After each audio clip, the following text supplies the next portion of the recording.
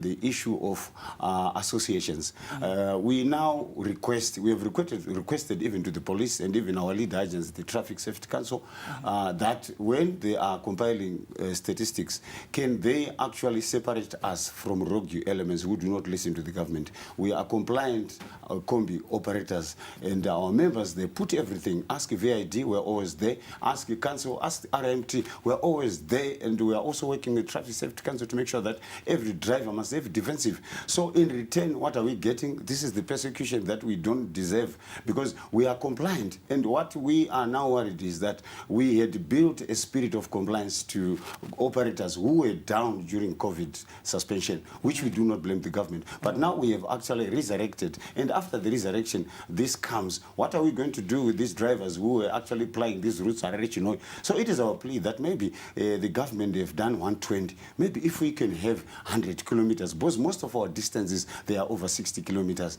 So it's actually going to be heavy for bus operators. So we don't shoot down what the government says. Remember, the government sees from the top. But what we are now saying now is something from the ground which needs to be actually galvanized or mixed with what is coming from the top. And we have the combination of policy makers and combination of working parties. Okay. Mr. Mnoda, what's your response to that? Thank you very much. Firstly, I want to confirm that we have seen an improvement in terms of behavior by those members in the Kombi sector that have joined associations. And I want to salute that move. And I want to appeal to all the operators to belong to an association of their choice. So that move we don't take away.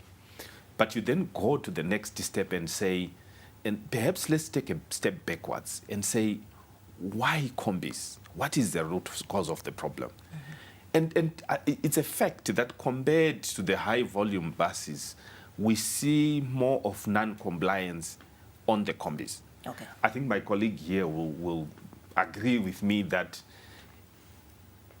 after a certain hour, even in Harare, you see a lot of Kombis, some of them on yellow plates.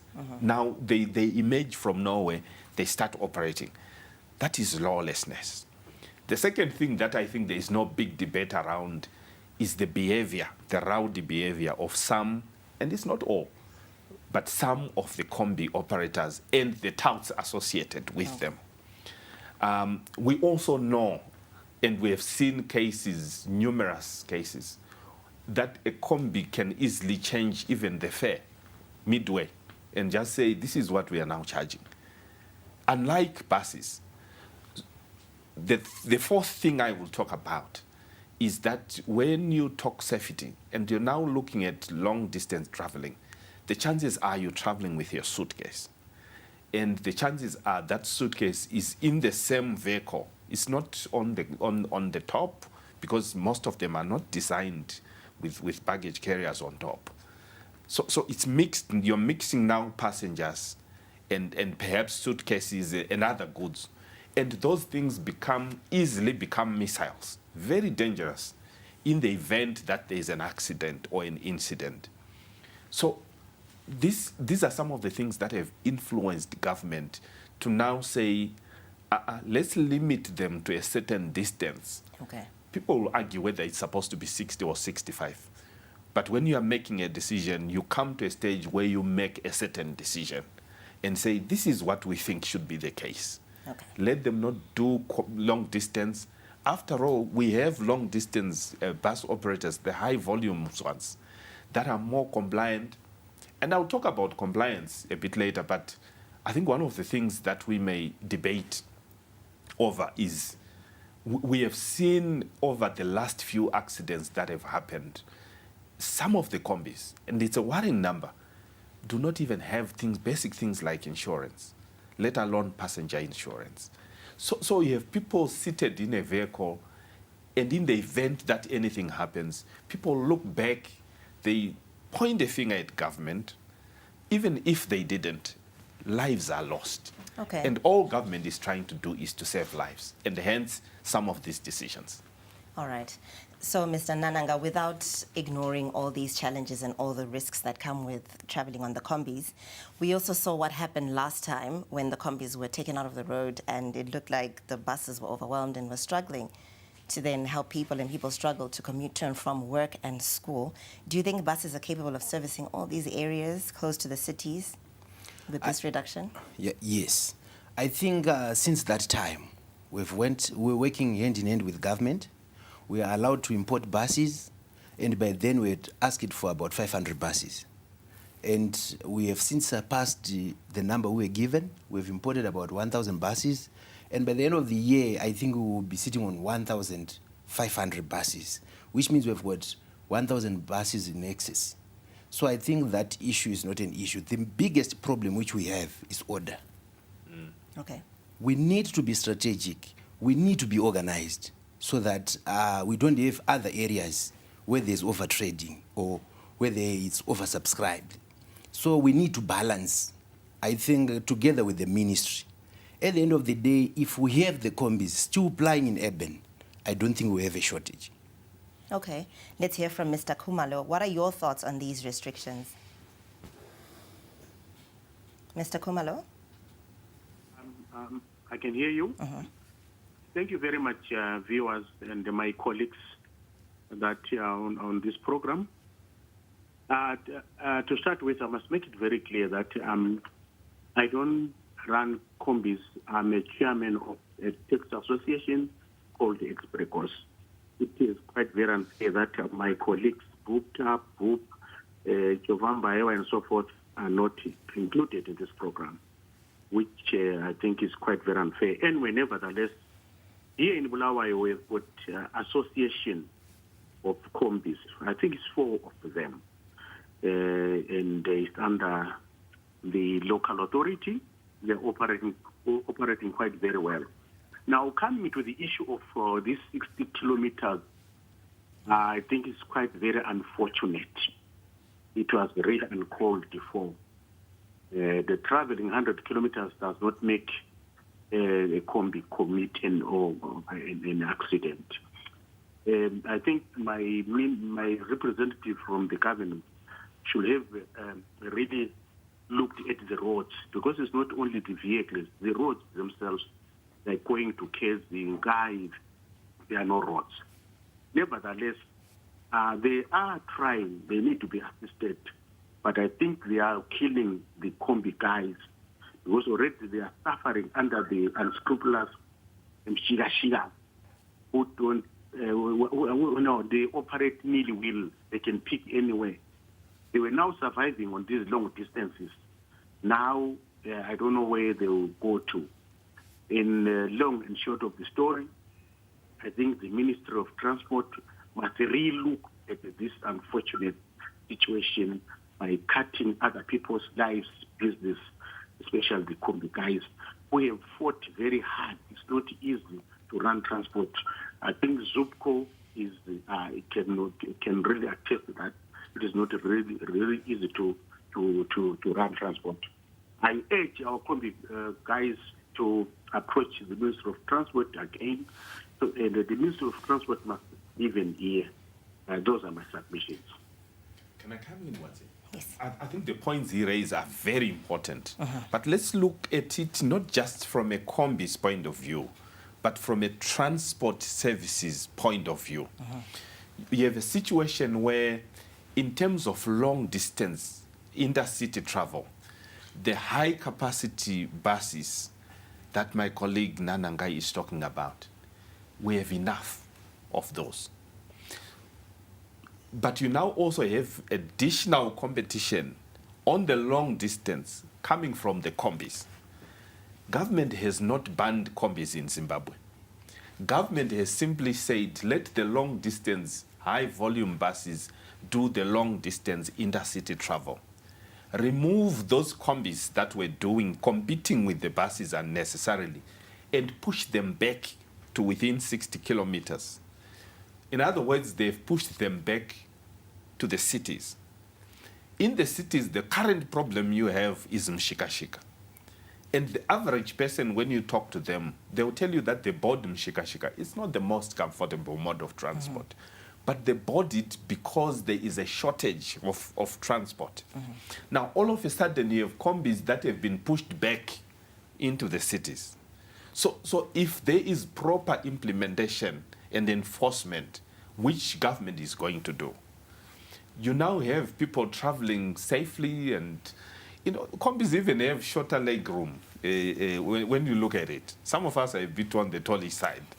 So people now travel in the city in comfort, and there is order. The Kombis are back in the cities where they should have been restricted in the first place. And they cater for those people. And them shika-shikas, which should never be on the road, because that is an illegal and unsafe operation. Those ones should now be taken off, because all of a sudden you have enough Kombis in the cities. One of the challenges we have faced now is that the Kombis were now neglecting the intra-city passenger, opting for the long-distance one. And I think it's a problem that had to be resolved. Again, I say maybe there is scope for dialogue, maybe there's need for but the bottom line is, I think it's a sound decision that has been taken with full consideration of safety requirements. And I think if it is enforced, which I believe it will, we are likely to see a return to order. Okay. Yes, sir. Yeah, I would issues to highlight. I actually thank Mr. Mdodo-Wafa for this insightful message. But it also has to mix with what we want to say. Number one, when we are talking about road safety, we are not talking about one form of a vehicle. For example, Kombi. I'll come to the comfort. I don't want to say buses only are doing accidents or Kombis only are doing accidents. But to be honest, we have got a problem in terms of accidents with all modes of transport. So we also expect a decision that is also going to affect all vehicles, that is not actually separatist, like what we actually have seen. Okay. It's a decision that needs dialogue, because when we talk about Kombis, we are talking about empowering of ordinary citizens who are not able to do intensive mining, capital-intensive businesses. Okay. But they are able, because this is our country. And it's now not in the mood of His Excellency, where no one must be left behind, no place behind. In this way, we are leaving other people behind. We want to see a situation whereby all transport operators are treated equally, because through the industry and commerce, this sector is reserved for Zimbabweans. But this now is actually gone against this reservation. And secondly, we feel that if we implement this law, which means buses will not be allowed to ferry passengers within 60 kilometers, that distance must belong to Kombis, which means no more in Caesar, no more Mbembes, no more Mwedza.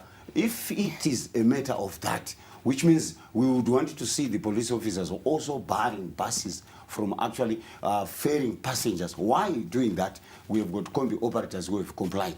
And also in the urban, we have got buses which are doing urban transport. This is the reason why we feel, I don't gossip, we feel that maybe there is a pressure that is coming from bus operators to make sure that there is a space that is being opened for them. We feel that, because what I'm saying is in the interest, because remember, we have got a government which needs to be guided not by feelings of certain people, but to be guided by the feelings of the nation, because it is the duty of the government to protect the nation. And we hailed the Minister of Transport, but now there is a need for us to scrutinize. So, okay.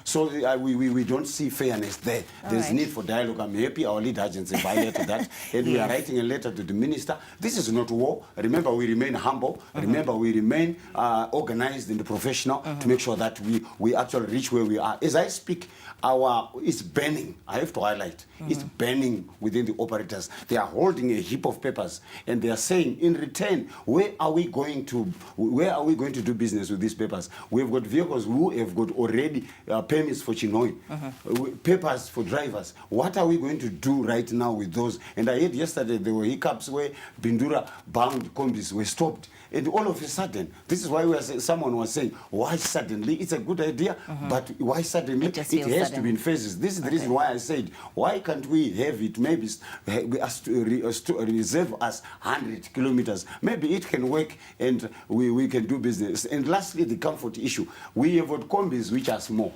But remember, in South Africa, there are vehicles There are quantum buses, full house. I think just below the downstairs, there is a quantum packed there. It's got leg room. So we request even to our government, to the minister and the lead agents, the Traffic Safety Council, that if we are allowed to operate within 100 kilometers and to actually use those quantums, because in South Africa you can board a quantum from Joburg to Mafikeng. With a quantum, the legroom is okay. Maybe this is what we can say. And the vehicles, we have got sprinters as well. They've got room. And for luggage, we then comply. We do not mix goods with passengers. We then have a trailer. We develop ourselves and also do the cross-border. And maybe if there is a restriction for the number of passengers, we adhere to that. It's a humble request. Remember, it's a matter of life. We don't want to kill the spirit of saving life. All right, so we'll come back to that in a bit. But please just let us know, Mr. Mnodawafa, if there were any consultations that were done before making this decision with any of this, the stakeholders in this industry. There were consultations within government. From what he's saying, perhaps there could be more dialogue with the associations. That is not a problem. But I think the key point is where lives are being lost, we have to start somewhere. And I think the statement from the ministry is very clear. It says, henceforth, anyone applying for the intercity will not get it. So I think one sees a phasing out of the combis in that respect. But at the end of the day, I hear my colleagues here saying in South Africa there are quantums. But maybe he needs to talk about the number of people who sit in one row. There are 3, not 4. Okay, but before we talk about that, still on the consultations that were made. If the associations were to come forward and say, this is what we are now doing.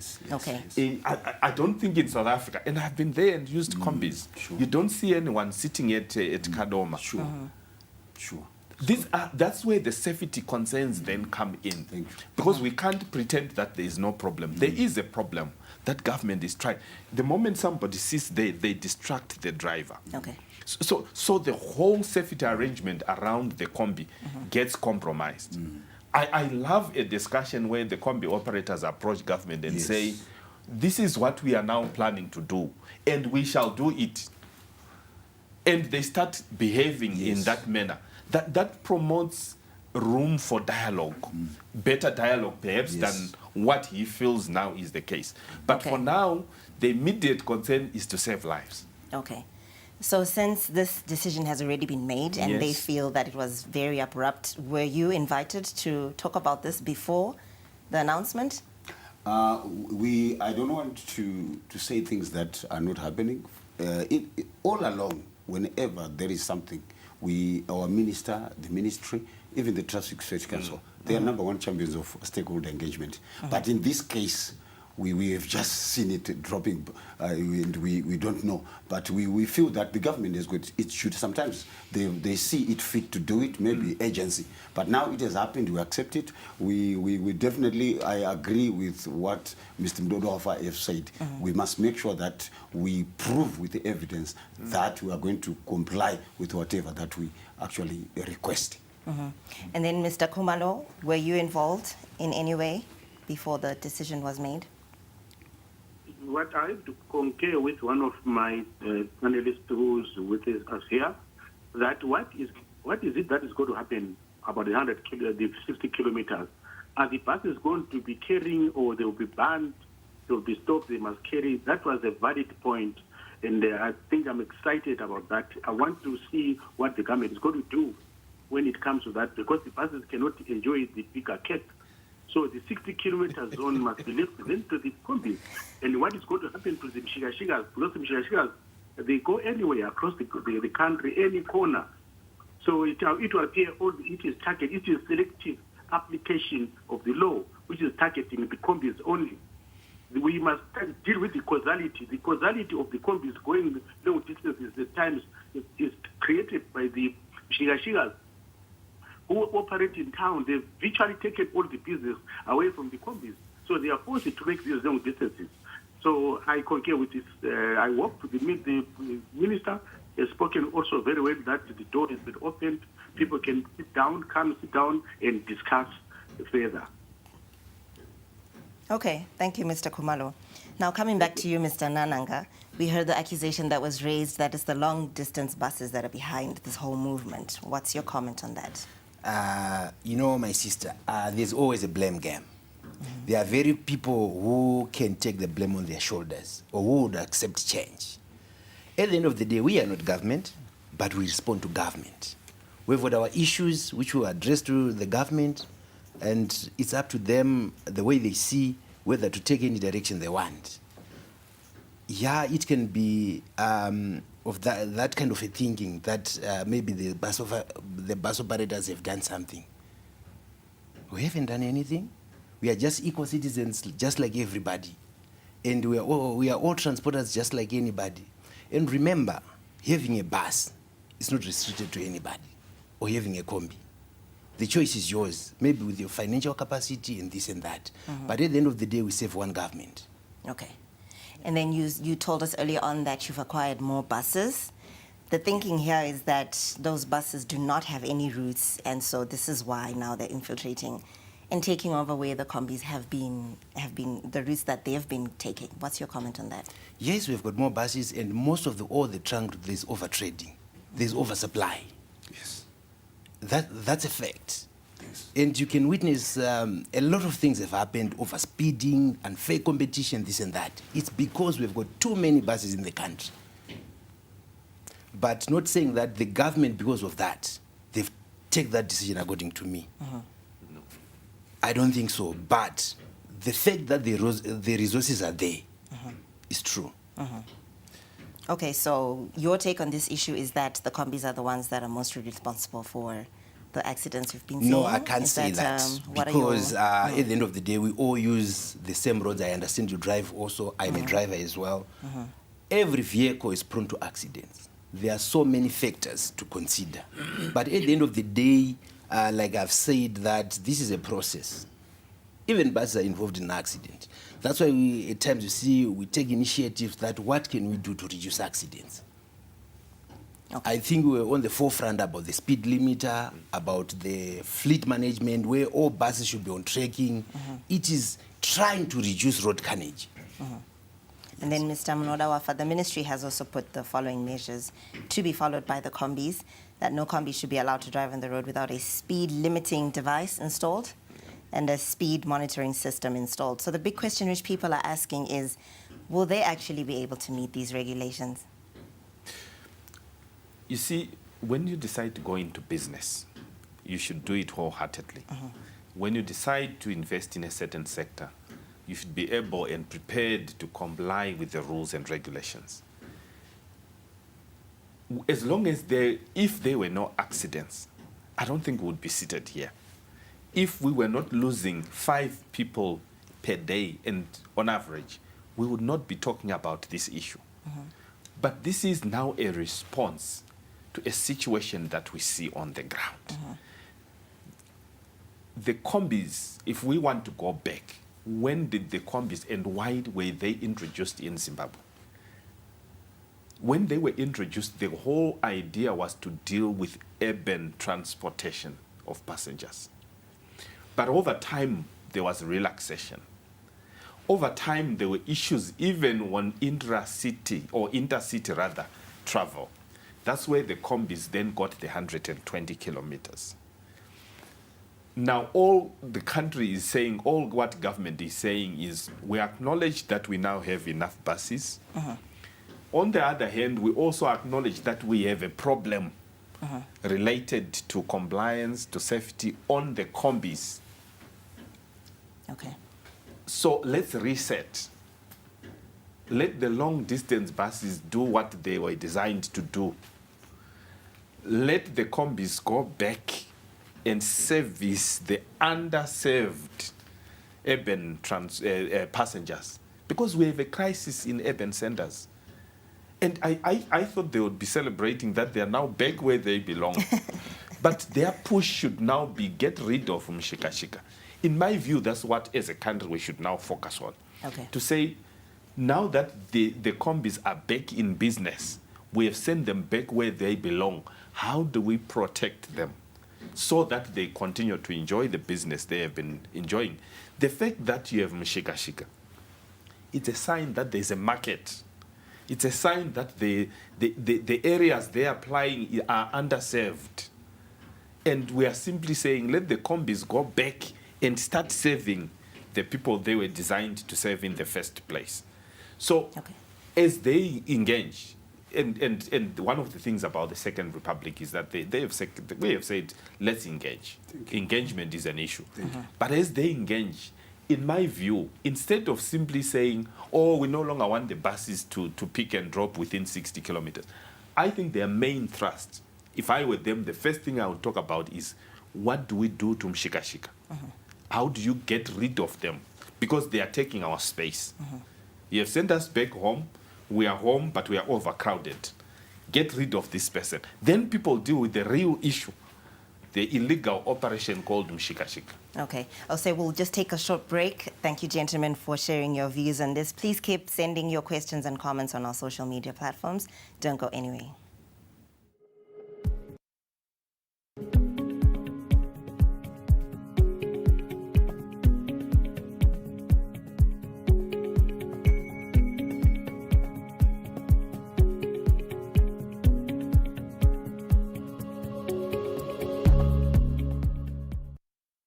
Catch exclusive interviews every weekday for candid, exciting, and thought-provoking conversations with your host, Erika Ndoro. We talk about arts, we can talk about sports, we can even talk about politics, and sometimes we venture into a nice guitaristic play.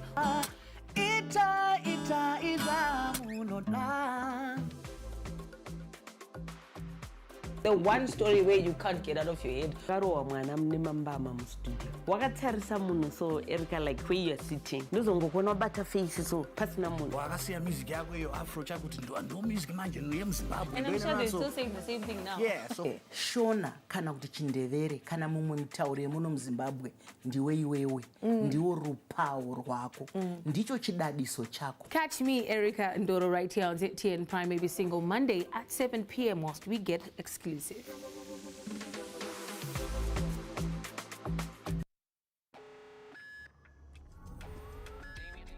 Warm up, get cozy, and shake off the winter chill with ZTN Prime's sizzling new shows. First up, we visit tiny spaces and hang out with the little ones on Happy Sprouts. This latest addition to the ZTN Kids block shows off talent and fun school events across Zimbabwe. Be sure to also catch more fun on Magic Adventures, The Crystal Dark, and Chi Chi Ping Ping Fantasy Adventure. The dynamic suspects of Zimbabwean comedy are back to better your evenings. Laugh out loud with family and friends on Timi Nechikwata. Security! Call security! This is a disaster! And our new game show, Game Changers Zimbabwe, refreshes your night viewing. Learn all about starting your business. With sharp contestants and a panel of celebrity executives, the show holds much for you. For $50,000, you have to have a game-changing idea. We are here asking for 50,000 in return of 30%. Started this journey with only $23.50. Don't miss another one of our reality shows, Heartbeats, shot straight from hospital theaters. Get face-to-face with top cardiothoracic surgeons as they perform open heart surgery. Dig into our menu of intriguing programming, which also comes with new and exciting episodes of Village Court, Munava Mune, Drug Haven, Sungura Chronicles, Most Wanted, exclusive interviews, and many more. Come along, grab a hot cuppa, and enjoy ZTN Prime's new season programming.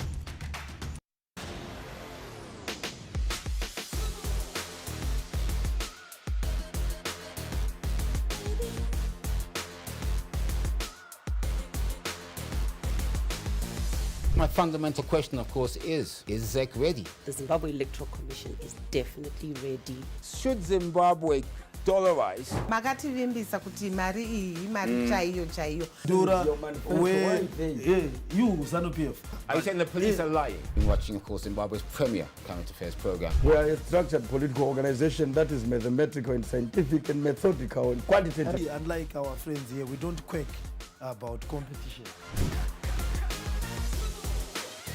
sports were also judged out there. This man is a liar. That is I need phenomenal. to check it. For no holds barred, candid and objective debates. Watch The Chase with Andy Hodges every Thursday, 9 p.m. only on ZTN Prime, DSTV channel 294.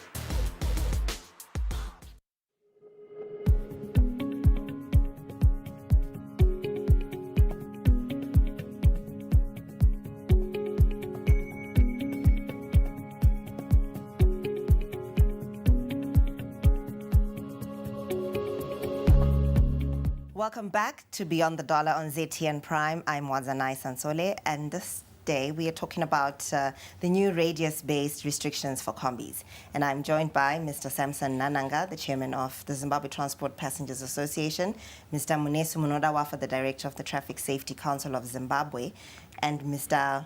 Mpigelelo Ngangazwe Kumalo, who's the chairman of Expricos. And I'm also joined by Mr. Frederick Maguraminga, the president of ZUDCO. Before we went on a break, Mr. Munodawafa, you were talking to us about these measures and reviewing what you feel the line of thought was as you led to this decision. Please, could you just tell us first, how did we get here as a nation? All this chaos that's now trying to be reviewed now, how did we get here? And how are these measures going to be effective? Well, thank you so much. I think for those of a certain age, we know that Harare, for you to operate in Harare, there used to be Harare United Women Bus Company. But come the introduction of ESAP, the liberalization that took place in our economy, that's where we opened up and allowed other operators. There was a monopoly of operations in Harare, in Bulawayo, and Chitungwiza was Zimbabwe Express Motorways. Now, the opening up led to the introduction now of Kombis, trying to deal with a problem of shortage of vehicles, of transport for the traveling passengers. The Kombis, and I think the emergency taxis, as they were called then, and even by name, the emergency services were supposed to serve during a period of an emergency. In other words, the emergency being the shortage of transport. Over the years, I think it then almost became normal for Kombis to operate. At this point, there was a sense of order, because it was before the birth of this other rogue operation called Mshikashika. Fast forward, here we are now. What are the real problems? I think the Kombis are feeling the heat in the urban centers because of Mshikashika. Those people are lawless. They overload. They almost carry the same number of people in a Mshikashika like these guys carry in a Kombi. And yet I still blame them for overloading. You're supposed to have how many people? 15. At times they do 18. But if you do a random check on some of them Mshikashikas, or after a said accident, at times when you look at the number of people who are said to be injured, and you look at 2 Honda Fit vehicles that have collided, it doesn't add up. So, to me, that's an illegal operation, and I encourage them, and even the bus operators, to continue lobbying to government to ensure that that illegal operation is totally removed from our roads. And for a number of reasons. Those people, you know, if you are sitting in that vehicle, you are complete, besides the robberies and the other things that unfortunately take place, even if you were to get there, just sitting in that vehicle, you are totally exposed. You are not insured. If you are injured, you are on your own. If you are, whatever happens to you, because insurance ceases the moment a Mshikashika has people at the boot and starts operating for commercial value. So to me, that should be the main discussion we should move to. Then the Kombis themselves. Yes, there are still issues that have to be solved there. And I still acknowledge where associations have been formed. Like in Bulawayo, I thought my colleague from Bulawayo would mention, there's a bit more order in Bulawayo than in Harare. The people belong to associations, they take guidelines from associations, and that is fine. Harare still has problems. The rogue ones, my understanding is some of them are refusing to join an association of their choice. Government has not forced them to join his or anyone's. It has simply said, join an association of your choice. So we are not interfering with your freedom. Yes. But you still have some that still refuse to comply. Those ones, again, come the time of re-registration, issues will have to be dealt with. If you don't belong to an association, the Honorable Minister Felix Mona has come out very clearly. You don't belong to an association, we will not consider you for registration or re-registration. Okay. So when the date comes, we will deal with that issue. But for now, I think let's deal with this. Let's see if the Kombis can't take this space they have been given and do business. And we hope they will do good business. Okay. But at the same time, we also want to encourage them. I always encourage my colleagues when I see them, that they should consider moving from the smaller Kombis to a higher capacity Kombi. Okay. Just common sense will tell you that if you have a 30-seater Kombi and a 15-seater Kombi, it takes two of these to transport what one would carry. So that would also reduce congestion on our roads. Okay. But it's something that they should start working on as we seek to improve transport and movement of passengers in our urban centers. Right. And do you think enforcement will be up to the task in dealing with these new measures? It's now the logical step that government should now take. And we relate very well, and so do our colleagues with the ZRP. And we believe that they will be up to the task, because I know they're up to the task. I think what just needs to happen is for the movement to start, so that it gives confidence to the operators that we are now going to deal with Mshika-shika decisively. Okay. And then, Mr. Nananga, we sometimes see some videos floating on social media where we see buses overtaking each other, driving on the wrong side of the road. How true are the allegations that buses are also now taking the route of driving like Kombi drivers? It's true. The problem which we have as an industry, we don't have a holistic approach, and at times when issues come, they are not addressed there and there. I think that's why I've told you, we as an association, and we are one of the biggest associations which control about 75% of the bus industry in this country, we have put initiatives that if we could get 100% assistance from the law enforcers, I think that would be a thing of the past. We tried to make sure that all buses should be on a platform where they are controlled from the control center, from our police, our central police station here. But it seems as if at times it's optional whether the operator wants or not. And at the end of the day, there's no much pressure which is being put on those operators who deny that. So those were all self-regulatory measures that at the end of the day, we as bus operators, we lose a lot when a bus is involved in an accident. So we are trying to tell all our members to comply with those laws of the association. And I would want to thank, like my colleague has said, that we have got a very strict minister, and that's why you see at the moment currently, where if you're involved in an accident, when you don't have proper documentation, your license is being cancelled, is a way to try to control that kind of behavior, where drivers are chasing one another, racing like as if they are in a playing ground. That is not allowed. Okay. Now, Mr. Maguraminga, I know you gave a disclaimer that some of the behavior of certain Kombi drivers does not reflect your association.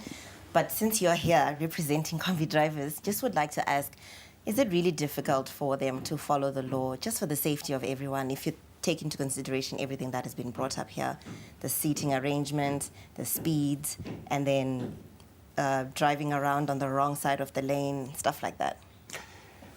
We have made it very clear, and we have got evidence. We have followed the law. Because look at the windscreen and see how many papers that are there, number one, starting from the operator.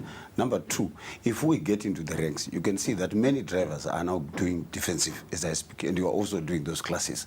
So it's not difficult to follow the law, like what our lead agents representative have said, that you must do things wholeheartedly. So this is the approach that we have already taken. So it's not difficult, but the problem is that we, like what I alluded to before, we are being persecuted for crimes that are being actually committed by those people who are within our sector but not registered. So this is where our cry is. Can we be separated? As we are seated in this discussion, it is my desire and prayer that when we come, we also need the statistics of association combis, statistics of mishikashikas, statistics of buses. Then it is out of those statistics that we arrive at a decision that can become a what? A policy. Otherwise, outside these statistics, we don't have the right decision, to be honest. This is because the statistics are taken by ZRP, scrutinized by Traffic Safety Council, then they are presented. So they actually help us. This is what we call road safety management. So if we don't have that, we will then deal with imagination. But I also want to say this. We have got buses without passenger insurances. We have got buses which are doing shika-shika. We have got buses which are being driven with drivers with class 2 or class 4 driver's license, just because that bus does not have, is now an old bus. No driver who is compliant would want to drive those buses. So we still have got problems that are actually the same in our sector. I'm happy my colleague said that every vehicle is prone to accident, but now we just have to make sure that we actually we eradicate these problems once and for all. And lastly, as associations, we are saying, if we are given the chance, we are going to comply with the law. Let us have a situation whereby the compliant are protected. If you go at Kokom Holding Bay, you can see a Kombi with all papers, the driver with papers, and ask the police officer, the council officer, what happened. He will tell you he was crossing a line in a rank where there is inadequate space. We don't have dropping zones. We don't have bus stops. We've got Loma Gundi, which was reconstructed. Few bus stops. We've got a problem. We have actually requested even all local board councils and the city council to attend to this issue. For example, how many people drop off along avenues, for example, after Poli or before Poli? So many people. We are in fights every day. So we are putting papers, but we are failing to have attention from the local authorities. So, and as a result, operators, this is what they are saying, not me. They are saying Kombis are easy to enforce. They are a punching bag. They can be tossed the to and fro. This is what they are saying. But we have always told them that it's because of the behavior that is found from other people. But now this is the reason why we are saying, can the government and the lead agents actually separate us from these rogue elements and award us that is worthy for us? Because as I speak, operators are burning. I continue to say this. They are crying. They are saying, do we belong to this country? Do we belong to this sector? We are Zimbabweans. Allow us to do business. As I speak, we are talking about the issue of fares. We have got rank marshals in our ranks. These rank marshals, they are dictating the pace. They don't even look. We've got inspectors. They are harassed. We've got inspectors in the ranks who look out for drinking and driving drivers. They look out for drivers without papers, underage drivers. But they are harassed by these touts. So we are not going to trust that Mishika-shika can be actually dealt with overnight or in a week. While at least I accept that the ZRP is up to the task, but the problem of Mishika-shika have grown to the extent that the hook was suiting the fish at that time, but now the hook is no longer fitting. The fish has become so big, so it's difficult to get that fish. It needs the political will. It needs to sit down with the ZRP. The ZRP say out their challenges. Allow them. I know they are servants. They are civil servants. But the ZRP must be allowed to air out their views with regards to Mishika-shika. And I tell you, we'll be able to have our police doing their work. Okay. Mr. Mnoda-Wafa, I'm sure you saw this coming. I saw it coming. You see, let me give an analogy of somebody who is sick. If you have 10 ailments, 10 diseases, you start taking medicine that is available. And you don't wait until you have all the 10 and then you say, okay, fine, I'll now start. What am I saying? I'm saying government has started somewhere.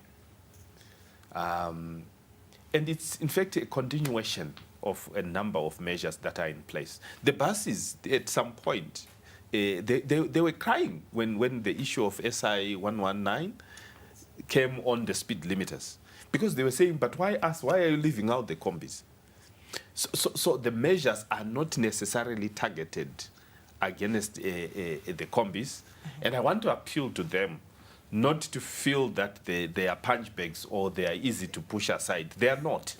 They are a respected mode of transport as long as they abide to the regulations. They should continue to enforce from an association point of view and to respond when the traveling public raises concerns. Yes. Because yes, we have seen some numbers written on those Kombis, and yes, some of them have telephone numbers now to phone and in case I have complained. But I want to continue to appeal to them to give government and the traveling public confidence that as every time somebody raises concern, we should see them responding. Yes. We should see them sanctioning their members. Yes. Just like we also expect the same to the big bus operators. They should do the same. That way we begin to develop the trust that we are all talking about. But in the meantime, certain decisions will continue to have to be made because we have an emergency. Accidents do not wait for consultations. They will happen as and when they happen. Yes. And there are some very bad driving habits that we see on the roads. We were talking just before the program about a driving mode called suicide, where the driver announces that he's now going to do suicide. Just read the dictionary meaning of suicide. It's wrong. But now people now know what it means. It simply means he's now facing oncoming traffic. This is a guy who is carrying 16 innocent, defenseless people who left home and said, I'll see you in the evening. All they want is to get home. But now they are under this person. At times you look at them and say, is this person normal? What have they been taking? So this is one of the many measures that government has taken and will continue to take. Very soon you'll see even a review of legislation focusing not just on alcohol testing, but also we now want to include other drugs because we suspect we could be having another problem. So it's a whole setup of reviews that is taking place. Unfortunately, they are not coming at the same time, and they will not come at the same time. They'll keep being reviewed, but all of it with good intentions, with the view of promoting the local Zimbabwean entrepreneurs legally registered, because they accept them shika, which is illegal operation. I hope all these measures will lead to a space where we don't have mshika on our roads. Okay. And then please could you just briefly give your assurance to the public? We were running out of time. All right. Just briefly say, give an assurance to the public, given the fears that they have now about Kombi drivers. I want to assure the nation and the traveling public that our vehicles, not all associations, we've got more than 10, more than 20, but the ZRP can speak, and even members of the public can speak, and even the government and our authorities, they can speak. Who are these associations? Who they actually call for attention when a driver has violated? We've got stickers that does not have actually fleet numbers. Our stickers have got fleet numbers. GACO and other associations, they have got fleet numbers. If you call, you hear respond. The driver's summoned. Right now, I'm having a ticket here. It's from the PGHQ, where I asked Commissioner Nyat. He saw a driver misbehaving, and we do not do it only to Commissioner Nyat, but we have since found the driver. The ticket is here. Ourselves as an association, and he was also actually met his wrath at the police central, where the dispo summoned the vehicle. The vehicle came for inspection. It spends 2 nights and also the driver was also actually accordingly treated. And as I speak, the driver is repented. So I'm assuring the public that report every violation that you see a driver committing. This is how we weed out these elements. It's a process, but the process has to be quick because it's about life, like what our lead agents have said. So I'm telling you, we assure the nation that we will always make sure. And if they can actually confess with us, yes, we still have road conductors who sometimes misbehave in terms of language. But in terms of safety, they are arriving safely to work and home. This is the reason why we are saying, if we have done this, please, we humbly request that, can we get our reward? Thank you, Mr. Magoromenga. Mr. Nananga, some people may be skeptical about this new arrangement. What assurance would you give the public on that? I would assure the nation that we've got enough buses to carry them wherever they want. Where there's shortage of buses, you simply report to our association or straight to the ministry or any organization that deals with passenger transportation. We have enough buses in this country. And also maybe I would want to say to my colleague from the Kombi constituents that let's not point fingers to each other. Let's deal with these situations at national level, so that at the end of the day we have a better Zimbabwe, a better passenger transport system. Okay, thank you. Mr. Kumalo, your comments?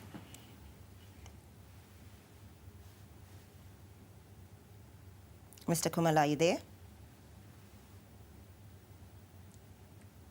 Okay, while we wait for the connection, Mr. Mnoda Wafa, please just lastly tell us how sustainable these new measures will be in the long run, and maybe just a time frame that you can give us of when you will review this to see how it's going. I think it's difficult. Well, I may not speak for the Honourable Minister on the time frame, but certainly the reviews will be dependent on the situation on the ground. This has come because of a situation that is pertaining on the ground, which needs to be reversed.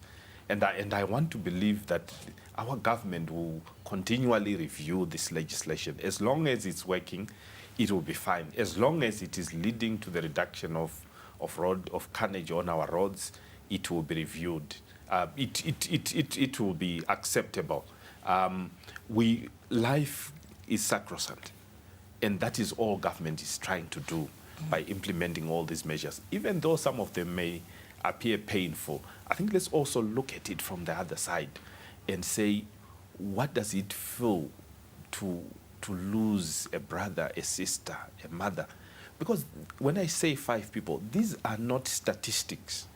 These are fathers, mothers, brothers, sisters. These are breadwinners.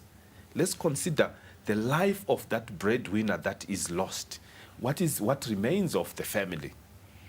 They are painful stories that perhaps we are not highlighting enough as a country. And I urge the media even to look at some of those stories because they are there. When you look at that bigger picture, you then realize that at times we need to take certain measures which on the surface may appear a bit draconian, but they are relevant to save lives. Okay. Mr. Kumalo, do we have you now? Oh, yes, you have got me. Thank you. Your comments, please, your closing comments. Yeah, my closing comments is that we really appreciate what the minister is doing. We will support them. I heard my other colleague in the program saying that he don't mention. I must ask him to say that we now have got a public policy which involves 4 associations, namely Bukta, Sovambaiwa, BCT, and the VUTA. So my closing remarks would be, please, Minister, can you get rid of these unscrupulous and registered shares that have some of our Kombi guys to operate in a situation which is not conducive? It is not easy to run transport. It is spares are very expensive, but we really support you. We will engage you in when whatever you are doing. You have got a brilliant idea to save lives. Those are my closing remarks. Thank you. Okay. Thank you. And thank you, gentlemen, for expressing your views and shedding light on all the efforts that everyone is making in their various organizations. Thank you for appearing on Beyond the Dollar, and thank you to our viewers that were tuned in. I'm Wadzanai Sansole.